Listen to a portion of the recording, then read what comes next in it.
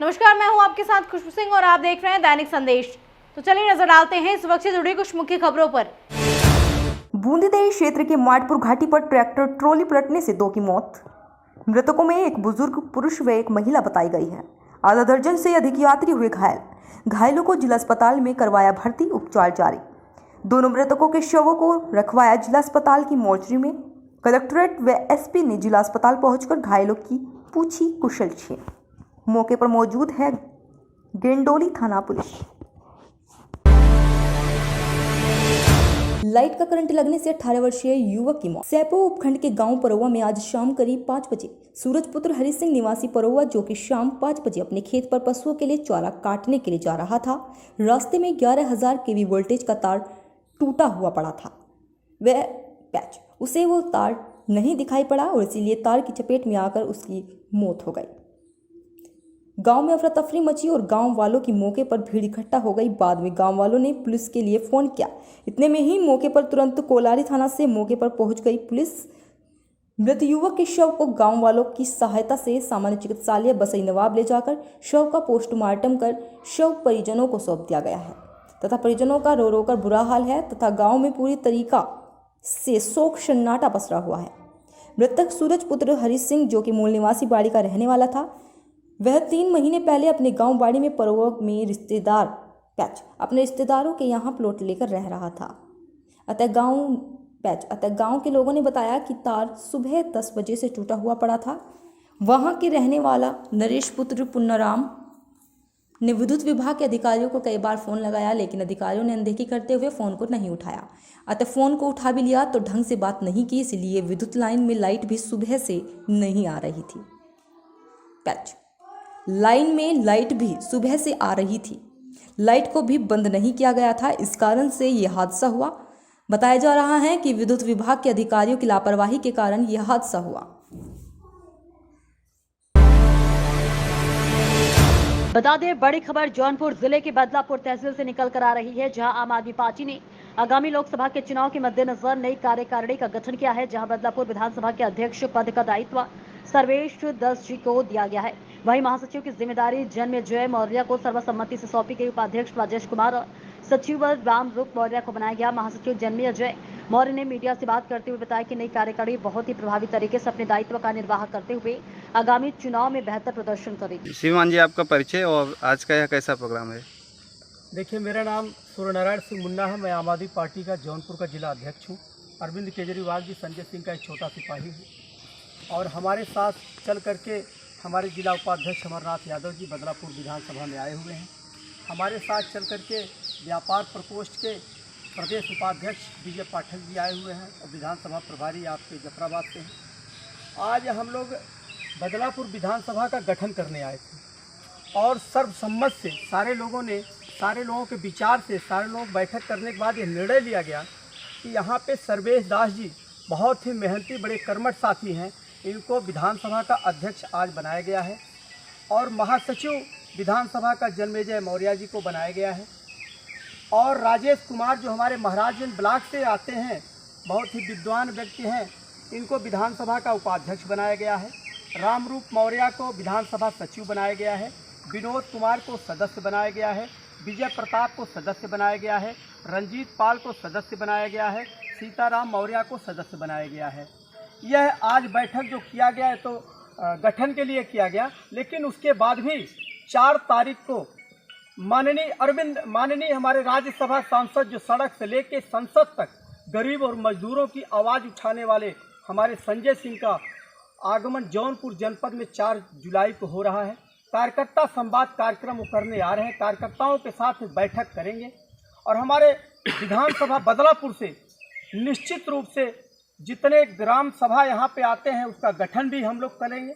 लगभग यहाँ के लोग बता रहे हैं 200 से ऊपर ग्राम सभा आते हैं, 300 से ऊपर गांव आते हैं, तो सारे ग्राम सभा में हमको कमेटियाँ बनानी है। हमें पूर्ण विश्वास है यहाँ की कमेटी जो हमारे अध्यक्ष जी दास जी बनाए गए हैं, सर्वेश दास जी, और महासचिव हमारे जो बनाए गए हैं, जितने जिला उपाध्यक्ष बनाए गए हैं, विधानसभा उपाध्यक्ष बनाए गए हैं, जिले की सारी कमेटी लग करके मुझे पूर्ण विश्वास है कि 9 विधानसभा का बेहतरीन ग्रामीण संगठन हम लोग तैयार करेंगे और संगठन तैयार करने के बाद जौनपुर जनपद में, पूरे उत्तर प्रदेश में एक नया परचम लहराने जा रहा है 4 तारीख को। और भारी से भारी संख्या पहुंच करके कार्यकर्ता लोग वहां पे जौनपुर जनपद में कार्यकर्ता सम्मेलन में वहां शामिल होंगे। और मैं आपको बता दूं कि हमारे उत्तर प्रदेश और दिल्ली में दोनों बड़ा अंतर है। उत्तर प्रदेश में जब से आदित्यनाथ योगी की सरकार आई है तब से उत्तर प्रदेश को अपराध प्रदेश बना के रख दिया है। वही एक पढ़े लिखे मुख्यमंत्री अरविंद केजरीवाल जी हैं जो इनकम टैक्स कमिश्नर रहे हैं। उत्तर प्रदेश कौशाम्बी जिले चायल तहसील क्षेत्र में महिला मरीज को कथित डॉक्टर ने अस्पताल के बाहर फेंका, हुई मौत। कथित डॉक्टर की लापरवाही से फिर हुई तकीरपुर चाकवान की रहने वाली महिला मरीज की मौत। कौशाम्बी चायल तहसील क्षेत्र के मूत्रगंज चंदवारी तिराहा पर संचालित माता मनती नर्सिंग होम अस्पताल में कथित डॉक्टर की लापरवाही से फिर एक महिला मरीज की मौत हो गई है। बुखार के चलते शनिवार को परिजनों ने महिला फूलवती को अस्पताल में भर्ती कराकर रकम जमा किया था। हालत जब गंभीर हुई तो परिजनों से और रुपए की डिमांड की गई। परिजन रुपए की व्यवस्था करने गए तो डॉक्टर ने मरीज को अस्पताल के बाहर फेंक दिया, जिससे तेज धूप में महिला मरीज की तड़प कर मौत हो गई। जब मरीज के परिजन वापस लौटे तो देखा कि महिला अस्पताल के बाहर पड़ी है। डॉक्टरों ने उसे अस्पताल से बाहर फेंक दिया है। उसके बाद जिंदगी बचाने की उम्मीद से परिजन मरीज को लेकर आनन फानन में अस्पताल पहुंचे, जहां डॉक्टरों ने बताया कि मरीज की पहले से ही मौत हो चुकी है। नर्सिंग होम के कथित चिकित्सकों की लापरवाही से महिला की मौत होने के बाद परिजनों में कोहराम मचा है। स्वास्थ्य विभाग के नकारा सिस्टम के चलते थाना कोखराज क्षेत्र के चंदवारी तिराहा मूत्रगंज पर कथित डॉक्टर चैन सिंह का बेसमेंट में माता मनती नर्सिंग होम बिना रजिस्ट्रेशन के कई वर्षों से चल रहा है, जहां मरीजों को जिंदगी कम मौत अधिक मिल रही है। मरीजों की मौत के चलते कई बार सुर्खियों में ये नर्सिंग होम रहा है। नोडल अधिकारी सिर्फ खाना पूर्ति कर वापस चले जाते हैं, जिससे मरीजों की जिंदगी दांव पर लगी है। बताया जाता है कि इस अस्पताल में अब तक कई मरीजों की मौत हो चुकी है। अस्पताल संचालक के पास मरीजों के इलाज करने का लेखा जोखा भी नहीं है। अवैध तरीके से संचालित नर्सिंग होम पर नकारा स्वास्थ्य विभाग मेहरबान है। आपका? जी मेरा नाम ओम प्रकाश है। ओम प्रकाश। आपकी मम्मी क्या नाम था? मेरी माँ का नाम फूलवती। कहाँ एडमिट किए थे? ये माता मानसी जो है क्या बोलते हैं नर्सिंग होम। अच्छा, कब ले गए थे? कल शाम को उनको ले जा करके एडमिट किया। उन्होंने हमसे कहा कि भाई हमको 1500 रुपये दो, हमें कुछ जांच करनी है। तो हमने उनको 1500 रुपये दिए। उसके बाद में फिर जब हम रात भर वहाँ पे हमारी माँ को एडमिट करके रखा और सवेरे हमसे जो है 5000 की डिमांड करने लगे। तो हमने कहा अभी हमारे पास पैसे दिए, हम पैसे अभी भी घर से लेके आते हैं। तो कह रहे 5000 रुपये दो या मरीज को आप ले जाइए। तो हमने कहा हम पैसे का इंतजाम करके लाते हैं। तो और जैसे ही वहाँ से निकले उन्होंने वैसे ही हमारी माँ का ऑक्सीजन निकाल दिया। और हम जो 2 घंटे बाद जब जन सेवा केंद्र खुला 9 बजे के बाद, तो हम पैसे लेकर के वहाँ पहुँचे तो वहाँ देखा उन्होंने हमारी माँ का जो है ऑक्सीजन निकाल दिया, जिसकी वजह से जो है हम अपनी माँ को फिर लेके जो है जीवन ज्योति हॉस्पिटल कसिया जाने लगे। तो वहाँ पे जाते जाते हमारी जो है माँ की जो है सांसें रुक गई।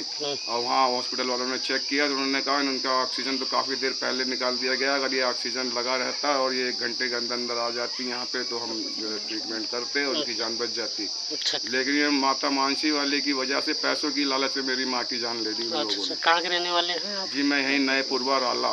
राला तकीपुर आपका लगता है? नहीं, हाँ नहीं राला, नए पुरवा राला कोखराज। अच्छा, ठीक। उत्तर प्रदेश सरकार के पर्यटन मंत्री जयवीर सिंह रविवार को नुमाइश पंडाल में आयोजित हुए एक सांस्कृतिक कार्यक्रम में शामिल हुए। यहां पर कार्यकर्ताओं ने उनका जोरदार स्वागत किया। कार्यक्रम में बाल कलाकारों ने भी अपने मनमोहक नृत्य से सभी को दीवाना बना दिया। कार्यक्रम में लक्ष्मी मित्तल ने अपनी भजन प्रस्तुति से सबका मन मोह लिया। पर्यटन एवं सांस्कृतिक मंत्री जयवीर सिंह ने अगले साल 2024 में होने वाले लोकसभा चुनाव को लेकर विपक्ष